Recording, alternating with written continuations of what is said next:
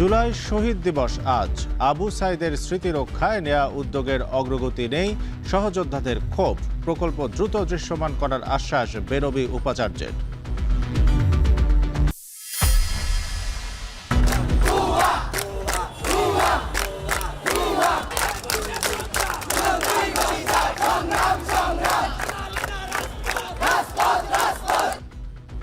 শিক্ষামন্ত্রীর পদত্যাগের দাবিতে আলটিমেটাম আন্দোলনরত শিক্ষার্থীদের, না মানলে অনির্দিষ্টকালের কর্মসূচি। আজ সকাল থেকে ফের শাহবাগে অবস্থানের ঘোষণা। রাজধানীর জলাবদ্ধতা নিরসনে নির্মিত স্লুইস গেটগুলোর অধিকাংশই অচল, অকার্যকর বেশিরভাগ পাম্পিং মেশিন। এড়িয়ে গেছে উত্তর সিটি, সচলের আশ্বাস দক্ষিণের। কক্সবাজারে বন্যার পানি নামলেও ধ্বংসস্তূপে খাদ্য ও বিশুদ্ধ পানির সংকট। দুর্গত এলাকায় ত্রাণের জন্য হাহাকার। দ্রুত পুনর্বাসন চান ক্ষতিগ্রস্তরা।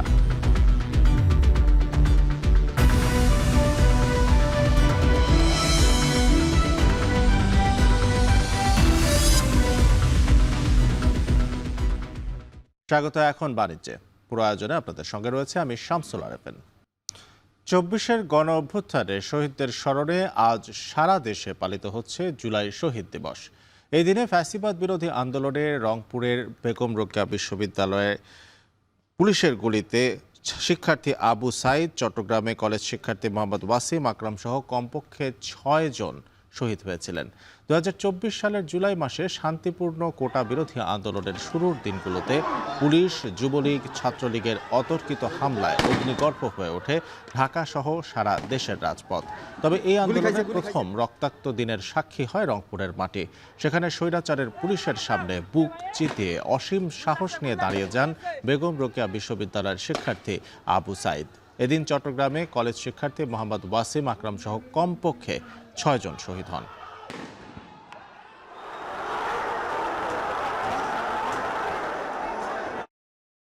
চব্বিশের ছাত্র জনতার আন্দোলনে রংপুরের আবু সাইদ হয়ে উঠেছিলেন আন্দোলনের অন্যতম মুখ। তার মৃত্যুর মধ্য দিয়ে কোটা সংস্কার আন্দোলন রূপ নেয় রাষ্ট্র সংস্কার আন্দোলনে। শিক্ষার্থীদের কর্মসূচি দাবানলের মতো ছড়িয়ে পড়ে শহর থেকে গ্রামে। তবে মৃত্যুর ২ বছরের মাথায় সাইদের স্মৃতি রক্ষায় অন্তর্বর্তী সরকারের সময় নানা উদ্যোগ নেওয়া হলেও সেসব প্রকল্পের তেমন কোনো অগ্রগতি নেই। নিজ ক্যাম্পাসে আবু সাইদের স্মৃতি উপেক্ষিত হওয়ায় ক্ষোভ সহযোদ্ধাদের। আরও জানাবেন মোকাররম হোসাইন। আবু সাইদের কবরের আশপাশে রোপণ করা বৃক্ষেরা ডালপালা মেলেছে, পত্রপল্লবের রং হতে শুরু করেছে গাঢ় সবুজ। তবে সন্তানহারা পিতার মনে যে হারানোর বেদনা, শোকাতুর চাহনি, তার কি কোনো রং হতে পারে? এমন প্রশ্নের উত্তর খুঁজতেই হয়তো পুত্রের সমাধির দিকে অপলক মকবুল হোসেন। প্রিয় সন্তান আবু সাইদকে হারানোর ৭৩০তম দিনে এখনও তার সঙ্গী কেবলই আক্ষেপ। জনগণ, সরকার পয়সা করি যাই কিছুই দেখ, কিন্তু ছেলে হারানোর কারণে আমার কোনো আত্মা ঠান্ডা হলো।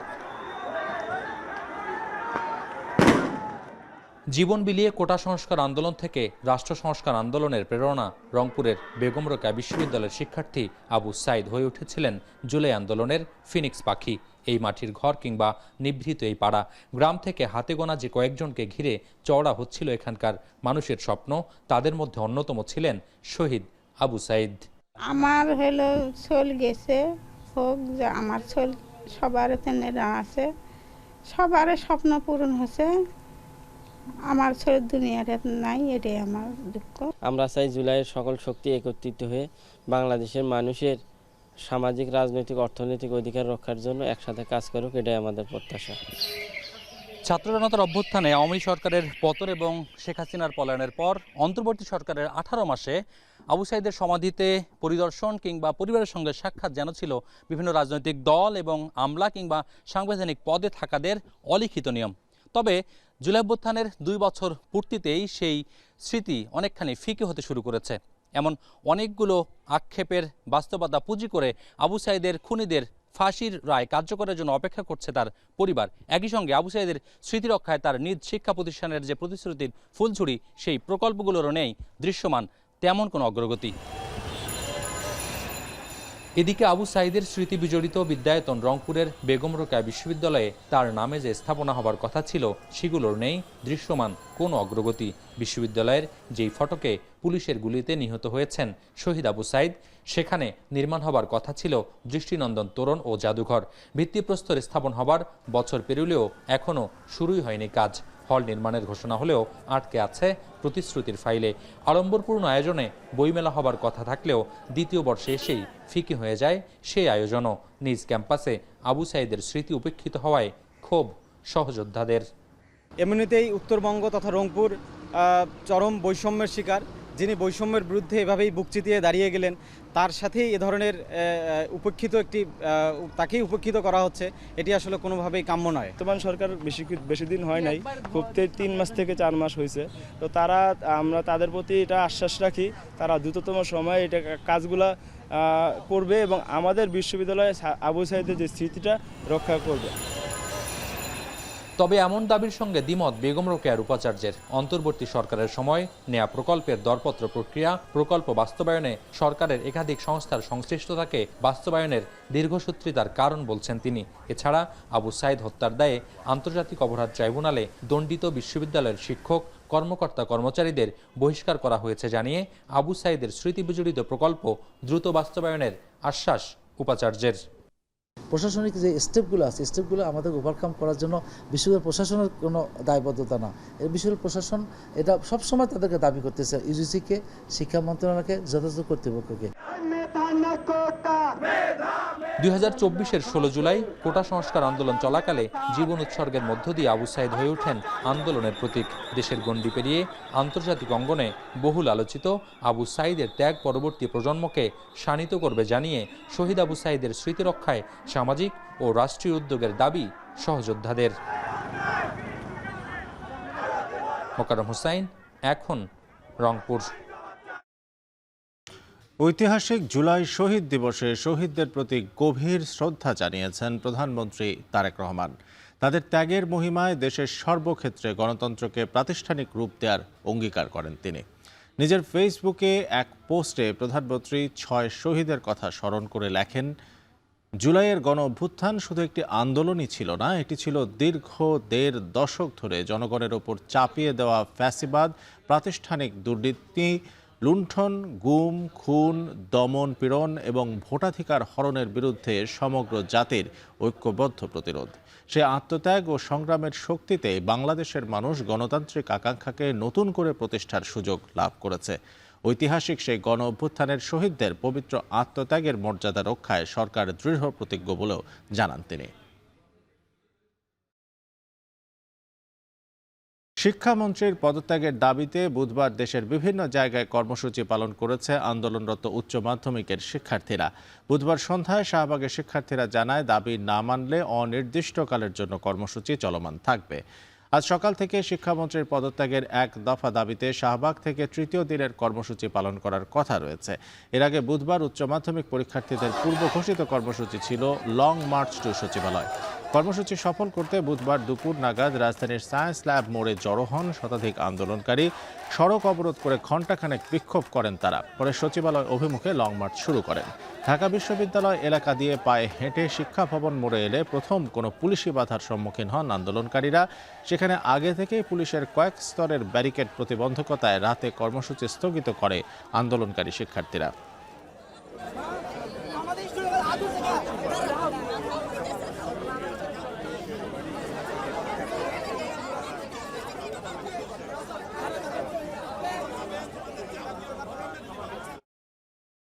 বর্ষা শুরু হতে না হতেই নজিরবিহীন জলাবদ্ধতার কবলে পড়ল রাজধানী ঢাকা।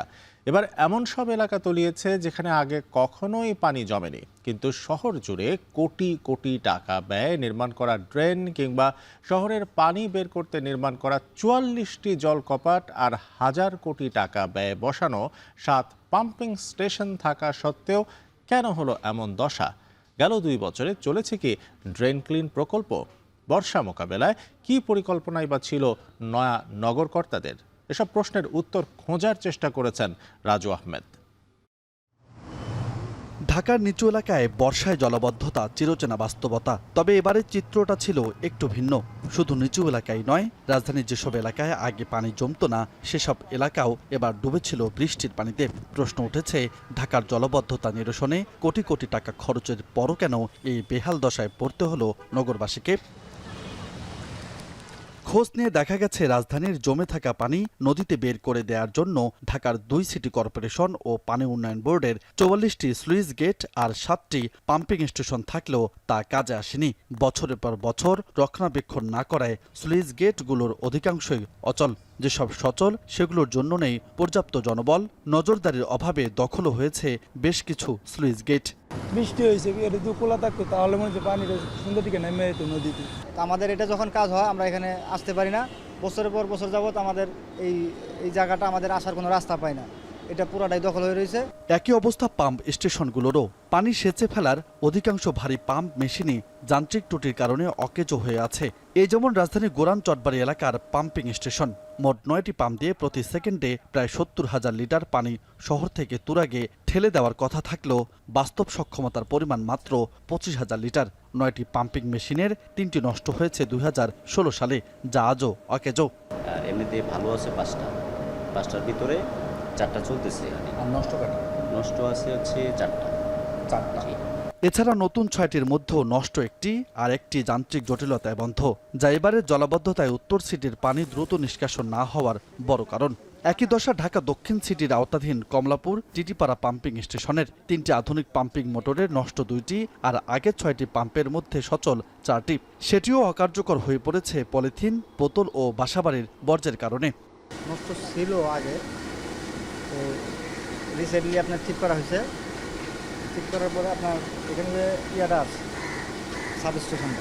সাবস্টেশনে সার্কিট ফল্ট করছে, ওই সার্কিটটা আপনার লাগাইলে টোটাল ক্লিয়ার। এদিকে সূত্রাপুর ও বাড্ডা কল্যাণপুর এলাকার পাম্পিং স্টেশনের গল্প একই। এখানে আছে 6টা মেশিন। 6টা চলে কয়টা? এখন চলতেছে আপনার 4টা। 2টা নষ্ট। হ্যাঁ, 2টা নতুন আসতেছে। কতদিন ধরে 2টা নষ্ট? কতদিন হয়েছে? একটা তো প্রায় বছর তো হয়ে গেল। অন্যদিকে অভিযোগ আছে, গেল 2 বছরে ড্রেন পরিষ্কার কার্যক্রম স্থবির হয়ে পড়ে, যা অল্প বৃষ্টিতে শহর তলিয়ে দিতে বড় ভূমিকা রেখেছে। সরকারের নতুন প্রশাসক দায়িত্ব নেওয়ার পরও গতি পায়নি কার্যক্রম। প্রশ্ন হলো, বর্ষা মৌসুমে কোনো প্রস্তুতি ছিল কি 2 সিটি কর্পোরেশনের? জলাবদ্ধতা নিয়ে এমন করুণ বাস্তবতার বিষয়ে কথা বলতে রাজি হয়নি ঢাকা উত্তর সিটির দায়িত্বরত কেউই। জানতে চাইলে প্রশাসকও এড়িয়ে যান এখন টেলিভিশনের প্রশ্ন। তথ্য না, আপনার বক্তব্যের জন্য আমি বক্তব্য তো আমি সরাসরি দিতে পারি না। আপনার সকল ইনফরমেশন দিতে হবে। ও আমাকে ডিটেলস না দিলে তো আমি আপনার সাথে কি বিষয়ে কথা বলবো? তবে দক্ষিণ সিটি বলছে, স্লুইস গেটের অধিকাংশ নষ্ট, নতুন আউটলেট তৈরি ও অচল পাম্প সচলে ব্যবস্থা নেওয়ার আশ্বাস।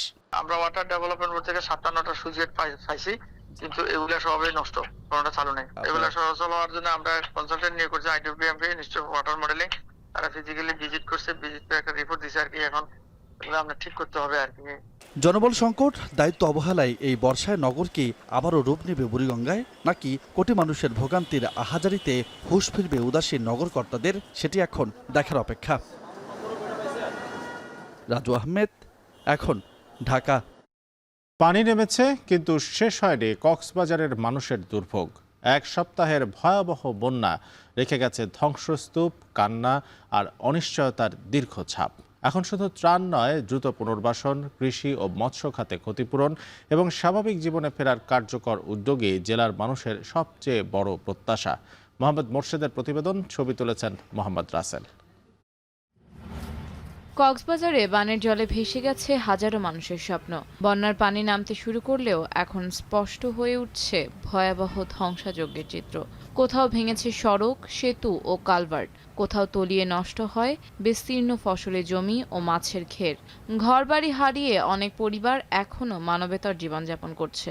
দুর্গত মানুষের অভিযোগ, খাদ্য, বিশুদ্ধ পানি ও প্রয়োজনীয় ওষুধের সংকট কাটেনি এখনও। এদিকে সরকারি ও বেসরকারি উদ্যোগে ত্রাণ কার্যক্রম শুরু হলেও জেলার বিভিন্ন দুর্গত এলাকায় এখনও ত্রাণের জন্য হাহাকার চলছে। প্রয়োজনীয় সহায়তা থেকে বঞ্চিত থাকার অভিযোগ করে অনেক ক্ষতিগ্রস্ত পরিবার। যদিও ত্রাণ বিতরণ অব্যাহত রয়েছে, তবে সুষম ও কার্যকর বন্টন নিয়ে স্থানীয়দের মধ্যে দেখা দিয়েছে নানা প্রশ্ন ও অসন্তোষ। নেতা যদি নেতার দিয়ে নেতা এখানে যে গরমা 5 জন আছে 5 জনের 5 দিয়ে অন্ধ ভাষা আছে হদ্দত আছে আর আল্লাহ বছর না ভাই বুড়াই ভাই আর এখন একখানা করে সামনে যাইতেছে আর ডাক্কা মারি ফলে ফেলাই দিয়ে এখন। ক্ষতিগ্রস্ত কৃষক ও স্থানীয়রা জানায়, বন্যায় তাদের ফসলি জমি, বসতভিটা, রাস্তাঘাট এবং মাছের ঘের মারাত্মকভাবে ক্ষতিগ্রস্ত হয়েছে। দ্রুত সরকারের সহায়তা ও পুনর্বাসনের দাবি জানিয়ে তারা বলেন, প্রয়োজনীয় সহযোগিতা পেলে আবারও ঘুরে দাঁড়ানো সম্ভব। বীজ ধান, হরমি শাক এগুলো আমাদের সব কিছু একেবারে বন্যার পানি ডুবে গেছে। জমিনের দা জ্বালা ভাঙ এরা সব খালো মাদুল লামি গেছে। বাসাবাড়ি অনেকের খামার নষ্ট হয়ে গেছে, অনেকের মনে করেন যে দোকানপাট নষ্ট হয়ে গেছে। বন্যায় ক্ষতিগ্রস্তদের দ্রুত সরকারি সহায়তা দেওয়ার আশ্বাস দেয় জেলা প্রশাসন। পাশাপাশি কৃষি, মৎস্য সহ অন্যান্য খাতের ক্ষয়ক্ষতির তালিকা তৈরি করে প্রয়োজনীয় ক্ষতিপূরণের ব্যবস্থা নেওয়ার প্রতিশ্রুতিও দেওয়া হয়। মূলত এই মুহূর্তে অমাবস্যার সময় সমুদ্রের পানি স্ফীত থাকে, আপনারা জানেন, যেটাকে তেজ কটাল বলা হয়, যার ফলে পানিটা নামতে সময় লাগতেছে। এই পানিটা নেমে গেলে আসলে সকল দপ্তর সংস্থার পক্ষ থেকে দ্রুত অ্যাসেসমেন্ট করাটা সুবিধা হবে। ত্রাণের কোথাও সংকট নাই, বিভিন্ন সরকারি দপ্তর, তারপরে বিভিন্ন এনজিও, স্বেচ্ছাসেবক, একটু আগে আমাদের কাছে চেম্বারের প্রতিনিধি আসছিলেন, হোটেল মোটেল মালিক সমিতি, তারা সব সংগঠনের পক্ষ থেকে স্বেচ্ছাসেবী সংগঠন ব্যক্তি পর্যায়ে পর্যন্ত ত্রাণ দেওয়া হচ্ছে। জেলা প্রশাসনের প্রাথমিক হিসাব অনুযায়ী সাম্প্রতিক বন্যা ও পাহাড় ধসে প্রাণহানির সংখ্যা বেড়ে দাঁড়িয়েছে 32 জনে। দুর্যোগে ক্ষতিগ্রস্ত হয় 4000 হেক্টর কৃষিজমি, 1613টি বসতবাড়ি এবং 30টি শিক্ষা প্রতিষ্ঠান। জেলা প্রশাসনের প্রাথমিক ক্ষয়ক্ষতির হিসাবে বসতবাড়ি, কৃষি, মৎস্য, সড়ক, সেতু, কালভার্ট, বেড়িবাঁধ সহ 7টি খাতে মোট ক্ষতির পরিমাণ নির্ধারণ করা হয়েছে প্রায় 890 কোটি টাকা। এখন কক্সবাজার। টানা 9 দিনের ভারী বর্ষণ আর বন্যায় চট্টগ্রামের সবচেয়ে বড় পাইকারি বাজার খাতুনগঞ্জে দেখা দিয়েছে স্থবিরতা। আশেপাশের জেলার ক্রেতারা আসতে না পারায় বেচা বিক্রি অর্ধেকে নেমে এসেছে। বিস্তারিত জানাতে খাতুনগঞ্জ থেকে আমাদের সঙ্গে যুক্ত হচ্ছেন সহকর্মী কাজী মাহফুজ। মাহফুজ, বেচা বিক্রির কি অবস্থা দেখছেন? পণ্যের দাম বাড়ার কোনো আশঙ্কা আছে কিনা, সার্বিক পরিস্থিতিটা জানাবেন।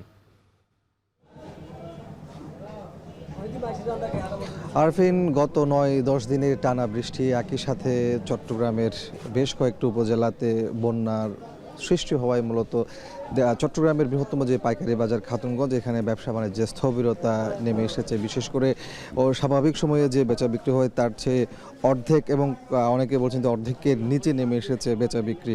এখন এখানকার যারা ব্যবসায়ী আছেন, একই সাথে শ্রমিক আছেন, তারা অনেকটা অলস সময় পার করছেন। যদিও এই খাতুনগঞ্জে এবার কিন্তু ভারী বৃষ্টি কিংবা বন্যায় কোনো ধরনের কোথাও পানি ওঠেনি এবং পণ্যের কোনো ক্ষতি হয়নি। যদিও তারা বলছেন যে এখানে পানি না উঠলেও আশপাশের উপজেলাগুলো থেকে ক্রেতা এবং পাইকাররা আসতে পারেনি, ফলে আসলে বেচা বিক্রি একেবারেই কমে গিয়েছে। তবে দামের উপর তেমন বেশি প্রভাব পড়েনি বলছেন এখানকার ব্যবসায়ীরা। তারা বলছেন যেহেতু বেচা বিক্রি কম, ফলে দাম তেমন বাড়েনি। তবে দু একটি পণ্যের দাম গত কয়েকদিনের ব্যবধানে 5 থেকে 10 টাকা পর্যন্ত বেড়েছে। এর মধ্যে পেঁয়াজের কথা যদি বলি, আমরা আজকের বাজারে দেখতে পাচ্ছি পেঁয়াজের পাইকারি দর কেজি প্রতি 32 থেকে 37 টাকা পর্যন্ত। গত 2 দিন আগে এই পেঁয়াজ বিক্রি হয়েছিল 27 থেকে 33 কিংবা 34 টাকায়। সেই জায়গাতে 5 টাকা পর্যন্ত পেঁয়াজের দাম বেড়েছে বলছেন এখানকার ব্যবসায়ীরা। তারা বলছেন মূলত বেচা বিক্রি কম হলেও মূলত যেখান থেকে পেঁয়াজ নিয়ে আসা হয় সেখানে সরবরাহ কিছুটা কম, অর্থাৎ কৃষকরা মোকাম পর্যায়ে পেঁয়াজ নিয়ে না আসায় বৃষ্টির কারণে তার প্রভাবটি বাজারে এসে পড়েছে। আর রসুনের ক্ষেত্রেও আমরা দেখতে পাচ্ছি কেজি প্রতি 5 থেকে 7 টাকা পর্যন্ত বেড়েছে গত কয়েকদিনের ব্যবধানে। ব্যবসায়ীরা বলছেন এই ভারী বৃষ্টির সময়ে চট্টগ্রাম বন্দরে পণ্য ওঠানামাতে অনেকটা স্থবিরতা নেমে আসে, ফলে সময় মতো আসলে পণ্যগুলো এখানে বাজারে আসেনি, যার প্রভাবটি দামের উপর এসে পড়েছে। আর অন্যান্য যে মশলা জাতীয় পণ্যগুলো আছে সেগুলোর দাম বলা যায় যে অনেকটা স্থিতিশীল রয়েছে, বাড়েও নি কমেও নি। তবে কয়েকদিনের মধ্যে পরিস্থিতি স্বাভাবিক হবে তারা বলছেন এখানকার ব্যবসায়ীরা। আপনাকে বলে রাখি যে স্বাভাবিক সময়ে চট্টগ্রামের এই খাতুনগঞ্জে প্রতিদিন 500 থেকে 700 কোটি টাকার বেচা বিক্রি হয়। সেই জায়গাতে এখানের ব্যবসায়ীরা বলছেন যে গত 10-12 দিন ধরে 150 থেকে 200 কোটি টাকার বেচা বিক্রি হয়েছে। তাহলে সেক্ষেত্রে বলা যায় যে অনেকটা অর্ধেকের নিচে নেমে এসেছে। তবে এখন অনেকটা স্বাভাবিক হতে শুরু করেছে। পুরোপুরি স্বাভাবিক হতে হয়তো আরও কয়েকদিন সময় লাগতে পারে বলছেন এখানকার ব্যবসায়ীরা। আরফিন, খাতুনগঞ্জ থেকে আমাদের সঙ্গে যুক্ত হয়েছিলেন কাজী মাহফুজ। উপকূলীয় এলাকায় লঘুচাপের প্রভাবে চট্টগ্রাম, কক্সবাজার, মংলা এবং পায়রা সমুদ্র বন্দরকে 3 নম্বর স্থানীয় সতর্ক সংকেত দেখাতে বলা হয়েছে। এ পরিস্থিতিতে সমুদ্রের অবস্থান করা বরগুনার সকল মাছ ধরার ট্রলারকে উপকূলে ফেরার নির্দেশনা দেওয়া হয়েছে। এ নিয়ে আরও জানাতে বরগুনা থেকে আমাদের সঙ্গে যুক্ত হচ্ছেন সুজন আকন। সুজন, উপকূলের আবহাওয়া কেমন দেখছেন? মাছ ধরার ট্রলার জেলেরা ফিরছেন কিনা, সার্বিক পরিস্থিতিটা কি দেখছেন সেটা জানাবেন আমাদের। আরিফিন, সকাল থেকে কিন্তু রৌদ্রোজ্জ্বল পরিবেশ ছিল, এর ভিতরে কিন্তু থেমে থেমে বৃষ্টিও কিন্তু হচ্ছে। সব মিলিয়ে কিন্তু এখনও গুড়ি গুড়ি বৃষ্টি হচ্ছে এবং আমরা জেলা ট্রলার মালিক সমিতির পক্ষ থেকেও কিন্তু জানানো হয়েছে সকালে কিন্তু আপনি জানেন যে বরগুনায় কিন্তু প্রায় সরকারি নিবন্ধিত প্রায় 50,000 জেলে কিন্তু রয়েছে এবং এর বাইরেও কিন্তু আরও 50,000 জেলে রয়েছে, অর্থাৎ 1 লাখেরও বেশি কিন্তু জেলে এই মাছ শিকারের সঙ্গে জড়িত। অর্থাৎ তাদের কিন্তু এই বৈরী আবহাওয়ার ক্ষেত্রে কিন্তু তাদের বেশ বেকায়দায় পড়তে হয়। আমরা জেলা ট্রলার মালিক সমিতির যিনি সভাপতি রয়েছেন গোলাম মোস্তফা চৌধুরী, তার সঙ্গে কথা বলেছি। তিনি যেমনটি জানিয়েছে যে সমুদ্রে যেসব ট্রলার তাদের এখনও অবস্থান করছে সেসব ট্রলার কিন্তু তাদের ইতিমধ্যেই তারা গতকালকে থেকেই কিন্তু তারা নির্দেশনা দিয়েছেন এবং মোবাইল ফোনের মাধ্যমে তাদের জানানো হয়েছে তারা অতি দ্রুত যাতে তারা উপকূলে ফিরে আসে তেমন কিন্তু নির্দেশনা দেওয়া হয়েছে। তিনি যেমনটি বলেছেন যে বেশিরভাগ ট্রলারই কিন্তু ইতিমধ্যেই উপকূলে ফিরে এসেছে এবং অল্প কিছু ট্রলার এখনও সমুদ্রে রয়েছে এবং তিনি যেমনটি জানিয়েছে যেসব ট্রলার এখনও সমুদ্রে অবস্থান করছে তারা আজকে দিনের মধ্যে কিংবা বিকেলের মধ্যেই কিন্তু তারা সুন্দরবনে আশ্রয় নেবেন এমনটাই জানিয়েছে এবং তিনি বলেছেন যে জেলেরাও জানিয়েছে যে সমুদ্র বেশ উত্তাল রয়েছে, যার কারণে তারা কিন্তু মাছ শিকারে এখন আপনি জানেন যে ইলিশ শিকারের জন্য এখন ভরা মৌসুম চলছে, যার কারণে এখন জেলেরাও কিন্তু ধার দেনা কিংবা ঋণগ্রস্ত রয়েছে, যার কারণে তারা জীবনের ঝুঁকি নিয়ে সমুদ্রে অবস্থান করেন।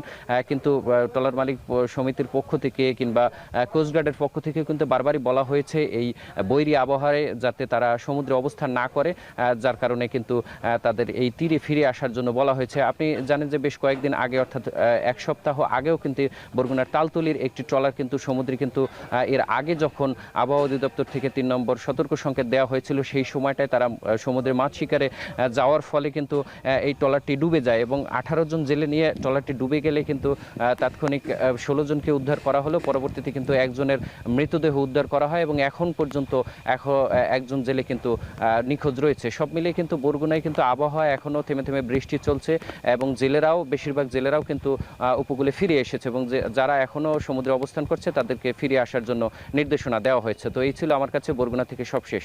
আমরা রাজশাহীতে যেতে যাই। রাজশাহীর সারদা পুলিশ একাডেমিতে 42তম ক্যাডেট সাব ইন্সপেক্টর ব্যাচের সমাপনী কুচকাওয়াজ অনুষ্ঠিত হচ্ছে, আর এতে প্রধান অতিথি পুলিশের আইজি মোহাম্মদ আলী হোসেন ফকির।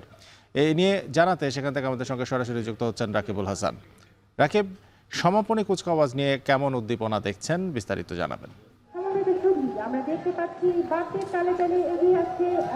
আরফিন, আমরা আসলে সমাপনী কুচকাওয়াজের যে প্যারেড গ্রাউন্ড সেই প্যারেড গ্রাউন্ডের একেবারে শেষ প্রান্তে রয়েছে, যেখানে কিনা আসলে প্রশিক্ষণ শেষ করার পরে এই যে প্যারেড কুচকাওয়াজটি শেষ হলেই যারা ক্যাডেট রয়েছেন তাদের আসলে কর্মজীবন শুরু হয় এবং একে একে কিন্তু যে 8টি কন্টিনজেন্ট সেটি তাদের যে প্যারেড মার্চ ফার্স্ট সেটি কিন্তু শেষ করলেন এবং এরপরে আমরা দেখছি এই গ্রাউন্ডে উচ্ছ্বাস উদ্দীপনা, একে অপরকে জড়িয়ে ধরা এবং তাদের যে কর্মজীবনের যে শুরু সেটির যে সূচনা সেটি তারাও বেশ উপভোগ করছেন এবং একেবারে প্রায় ঘণ্টাখানেকের যে মার্চ ফার্স্ট ধীর গতিতে তারপরে দ্রুত লয়ে প্রত্যেকটি ক্ষেত্রে কিন্তু তারা আসলে উপভোগ করেছে বিষয়টি এবং একই সাথে বাংলাদেশ পুলিশের আইজিপি তিনি যে নির্দেশনাগুলো আজকে দিয়েছেন এখানে সেই নির্দেশনাগুলো তারা তাদের কর্মজীবনে মেনে চলবেন এবং পুলিশ আসলে যে জনগণের জন্য আসলে সেবক সেই সেবাটি আসলে তারা প্রদান করবেন এমনটাই তাদের আসলে প্রতিশ্রুতি এবং প্রত্যয়।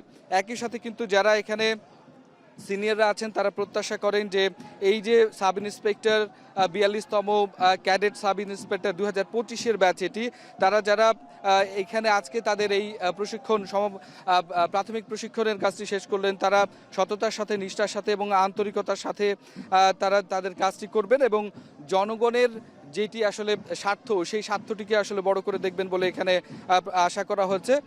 ইন্সপেক্টর জেনারেল অফ পুলিশ বাংলাদেশের তিনি আসলে যেটি বলেছেন, যে কোনো ভয়, ভীতি, অনুরাগ এবং এই সমস্তকে ঊর্ধ্বে রেখে আসলে বাংলাদেশ এবং জাতীয়তাবাদকে আসলে ধারণ করতে হবে এবং এই যে বাংলাদেশি হয়ে আসলে বাংলাদেশের সেবা করতে হবে এবং সাধারণ মানুষ এই বাংলাদেশ পুলিশকে যতটা আসলে বিশ্বাস করে সেই বিশ্বাসের মর্যাদাটা রাখতে হবে এবং এই মর্যাদা রেখেই কিন্তু আসলে এই বাহিনীর যে সম্মান সেটি অক্ষুণ্ণ রেখেই আসলে এগিয়ে যেতে হবে বলে তিনি প্রত্যেকের কাছে আশা করেছেন এবং একই সাথে তিনি যে নির্দেশনাগুলো দিয়েছেন সেটি আসলে দেশের জনগণ এবং দেশের স্বার্থ জন্যেই।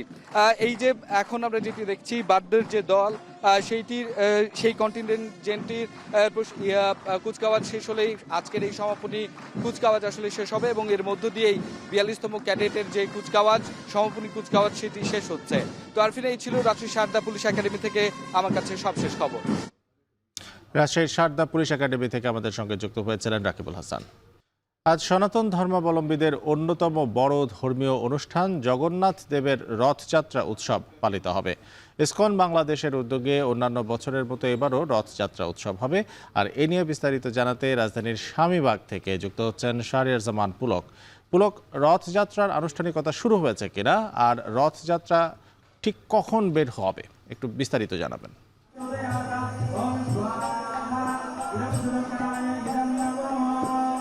আরফিন, ঠিক আপনি লক্ষ্য করছেন আমার পিছনে কিন্তু রথযাত্রার আগে যে যজ্ঞ পরিচালিত হয় সেটি কিন্তু এখন অনুষ্ঠিত হচ্ছে। আমি যদি একটু দেখাতে চাই, বর্তমানে কিছুক্ষণ আগেই কিন্তু পুরোহিত যারা রয়েছেন তারা কিন্তু শাস্ত্রমন্ত্র পাঠের মাধ্যমে এই যজ্ঞটি আনুষ্ঠানিক সূচনা করেছেন এবং এখন কিন্তু বর্তমানে অগ্নি প্রজ্বলন হচ্ছে এবং নির্দিষ্ট নিয়মে যজ্ঞকুণ্ডে পবিত্র আগুন জ্বালানো হয় এখানে এবং হিন্দু ধর্মাবলম্বীরা, যারা সনাতন ধর্মাবলম্বীরা রয়েছেন, তারা অগ্নিকে দেবতার কাছে আহুতি পৌঁছে দেওয়ার মাধ্যমে হিসাব মনে করেন। তাই এই অগ্নি প্রজ্বলনটা জ্বালানোর মাধ্যমে তারা বিভিন্ন ধরনের প্রার্থনা করে থাকেন।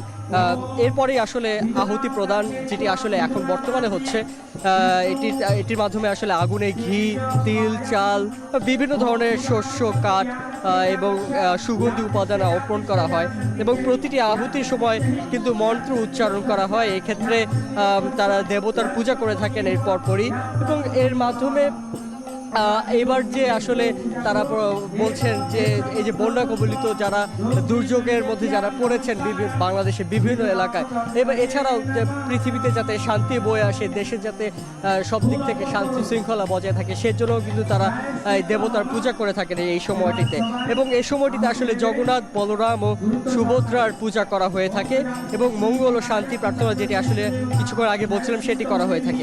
এর কিছুক্ষণের মধ্যেই কিন্তু আসলে এই যে যজ্ঞের যে শেষের দিকের যে কার্যক্রম সেটি কিন্তু এখন বর্তমানে হচ্ছে, যেটি আসলে প্রসাদ বিতরণ, সেটি যজ্ঞ শেষে পরিচালিত হয়ে থাকে এবং দেয়া হয়ে থাকে। এবং আপনি যেটি আসলে বলছিলেন আরফিন, যে রথযাত্রাটি সেটি আসলে কখন পরিচালিত হতে পারে, কিছুক্ষণ পরে আসলে একটি আলোচনা সভা অনুষ্ঠান আয়োজন করা হয়েছে, যেখানে আসলে এলজিআরডি মন্ত্রী আসার কথা রয়েছেন, মির্জা ফখরুল ইসলাম আলমগীর।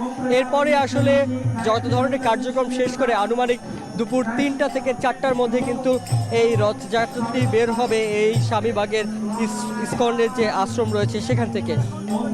এবং একটু বলে রাখতে চাই আসলে আরফিন, যে এই রথযাত্রাটি কিন্তু বাংলাদেশের বিভিন্ন জায়গায় আসলে পরিচালিত হচ্ছে এবং এই যে রথের যে বর্ণাঢ্য শোভাযাত্রা সেটি আসলে, যেটি আগে বলছিলাম, বিকাল 3টায় শুরু হবে এবং এটি শুরু হওয়ার পর ঢাকার যে প্রধান রাজপথ সেগুলো প্রদক্ষিণ করে ইসকন যে স্বামীবাগ মন্দির হতে ঢাকেশ্বরী জাতীয় মন্দিরে এটি গিয়ে শেষ হবে এবং এরপরে উল্টো রথযাত্রা আগামী 9 দিন পর। এই যে রথযাত্রাটি বা এই যে আয়োজনটি হয়ে থাকে সেটি আসলে 9 দিন ব্যাপী এবং 9 দিন পরে আসলে আগামী 24 জুলাই শুক্রবার এই ঢাকেশ্বরী জাতীয় মন্দির হতেই কিন্তু ইসকন স্বামীবাগ আশ্রমে এসে কিন্তু এই শোভাযাত্রাটা কিন্তু শেষ হওয়ার কথা রয়েছে।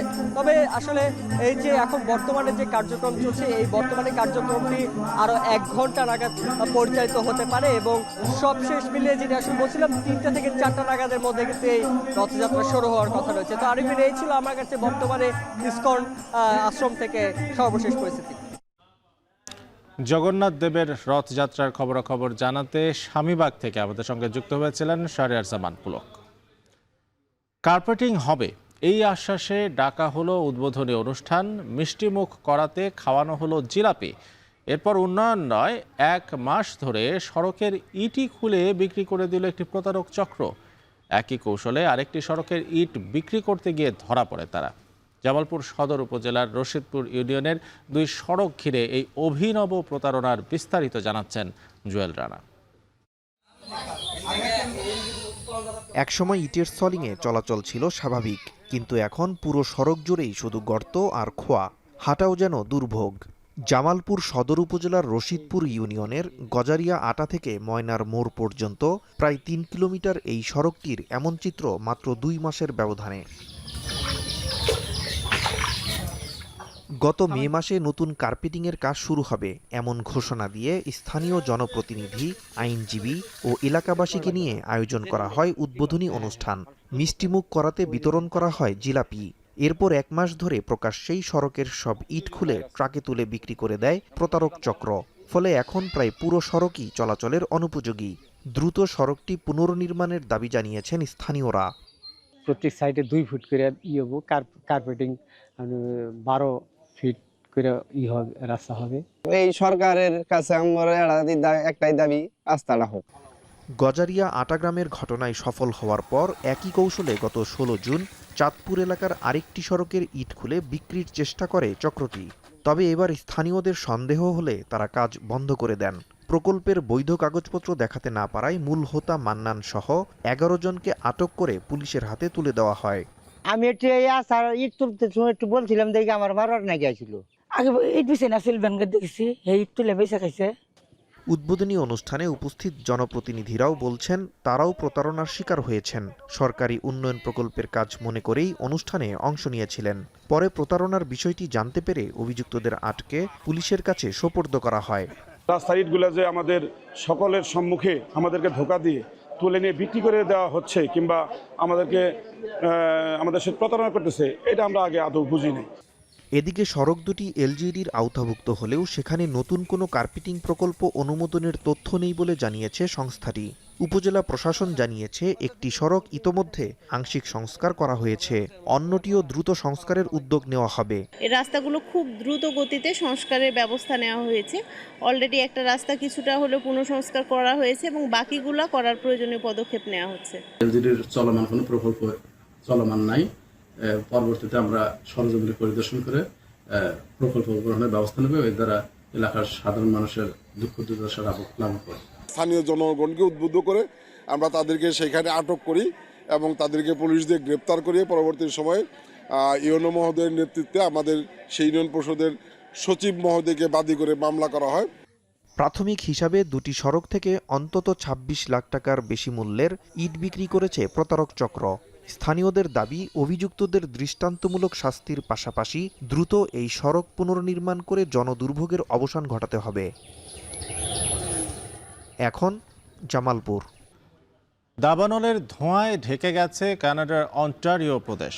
দেশ জুড়ে জ্বলতে থাকা দাবানলের ধোঁয়ায় কমলা রং ধারণ করেছে কানাডার আকাশ।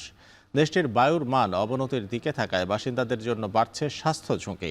এমনকি যুক্তরাষ্ট্র থেকে দেখা যাচ্ছে কানাডার দাবানলের ধোঁয়া।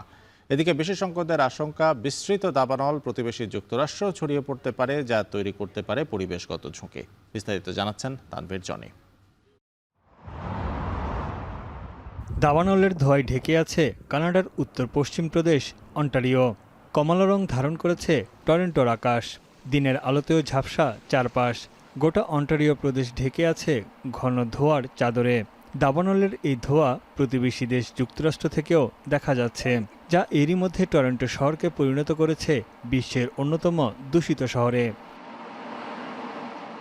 এয়ার কোয়ালিটি হেলথ ইন্ডেক্সের তথ্য মতে দেশটিতে বায়ু দূষণের মাত্রা 10-এর বেশি, যা উচ্চ ঝুঁকি নির্দেশ করে। এমন পরিস্থিতিতে বেশ কয়েকটি মহাসড়কে বন্ধ করে দেওয়া হয়েছে যান চলাচল। বাতাসের মানের অবনতি হওয়ায় বাসিন্দাদের ঘরে থাকার পরামর্শ দিয়েছে স্থানীয় প্রশাসন। এছাড়া নিরাপদ আশ্রয়ে সরিয়ে নেওয়া হয়েছে বহু বাসিন্দাকে। শিশু, বয়স্ক, গর্ভবতী নারী এবং শ্বাসকষ্টজনিত রোগীদের সর্বোচ্চ সতর্ক অবস্থানে থাকার পরামর্শ দেওয়া হয়েছে। কানাডার স্বাস্থ্য বিভাগ জানিয়েছে, দূষিত বায়ুর প্রভাবে চোখ, নাক ও গলায় জ্বালাপোড়া, মাথা ব্যথা সহ বিভিন্ন রোগবালাই বাড়তে পারে। জরুরি প্রয়োজন ছাড়া বাসিন্দাদের বাইরে না যাওয়ার নির্দেশ দিয়েছে শহর কর্তৃপক্ষ। Absolutely. As soon as I woke up in the morning, I went outside on my terrace, and you could definitely smell the smoke in the air. It's creating more and more concern because we used to have such situation 2 years ago and now, and looks like it's ongoing problem. I think it's caused by the wildfire that we all know about. It's just, I hope it doesn't prolong for too long. সম্প্রতি উত্তর কানাডার দাবানলের ধোঁয়া যুক্তরাষ্ট্রের বিস্তীর্ণ অঞ্চলেও ছড়িয়ে পড়েছে। এছাড়া দেশজুড়ে স্বাভাবিকের চেয়ে তাপমাত্রা উষ্ণ থাকায় দাবানল আরও বিস্তৃত হওয়ার আশঙ্কা করছেন বিশ্লেষকরা। Air quality levels are going to be into the unhealthy, if not very unhealthy range tomorrow in vast swaths of the Mid-Atlantic, the Northeast and the Great Lakes, and probably New England as well, actually. Canada সরকারের তথ্য মতে দেশটির প্রায় 835টি স্থানে সক্রিয় রয়েছে দাবানল। এর মধ্যে 112টি নিয়ন্ত্রণের বাইরে চলে গেছে। দাবানলে পুড়ে ছাই হয়ে গেছে কানাডার 47 লাখ একরের বেশি অঞ্চল। তানভীর জনি, এখন বিশ্ব। এই ছিল এখন বাণিজ্যে। এখন টেলিভিশন ওয়েবসাইটে দেখতে ভিজিট করুন www.ekhon.tv, ফেসবুকে দেখতে ভিজিট করুন facebook.com/tv.ekhon এবং ইউটিউবে দেখতে ভিজিট করুন youtube.com/c/ekhon tv।